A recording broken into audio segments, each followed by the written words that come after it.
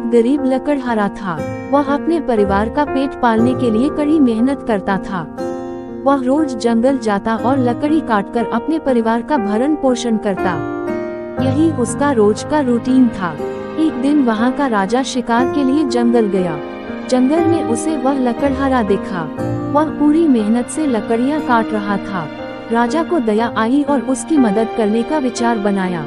लकड़हारे के पास गया और कहा, मेरे पास कुछ खेत पड़े हैं। उस पर चंदन के वृक्ष खड़े हैं। मैं वह तुम्हें देता हूँ, तुम उनको काट करके बेच देना। दरअसल किसान को चंदन के वृक्षों का मूल्य पता नहीं था। वह चंदन को साधारण वृक्ष समझता था। उसने पेड़ काटकर बेचने शुरू कर दिए। कुछ महीनों बाद जब राजा फिर से वहां से गुजरा तो उसकी वही दशा पाई। ये देखकर राजा हैरान हो गया।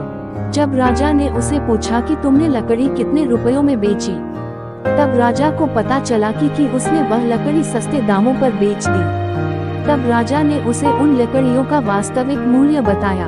अब लकड़हारे को अपनी गलती एहसास हुआ। अब तक वह लगभग लकड़ियां बेच चुका था, लेकिन कुछ लकड़ियां अब भी उसके पास थी। राजा ने बाकी लकड़ियों को उचित मूल्य पर बेचने को कहा। उसने उन बाकी लकड़ियों को उचित मूल्य पर बेचा, जिससे उसका बाकी का जीवन का ठीक से गुजर बसर हुआ।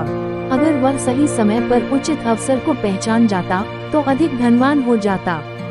इस कहानी से हमें ये शिक्षा लेनी चाहिए कि हमें उचित अवसर का उचित लाभ उठाना चाहिए। हमें जो जीवन मिला है वह किसी चंदन की लकड़ी से कम नहीं है।